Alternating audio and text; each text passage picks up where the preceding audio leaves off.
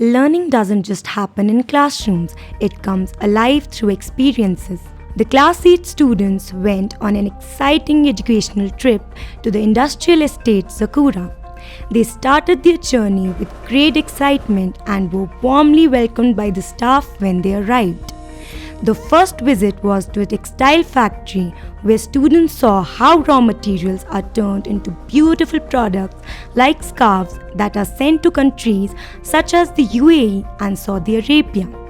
They also learned about how different shawls are made and visited the embroidery section where they watched designs being created using techniques like machine tilla and other detailed work.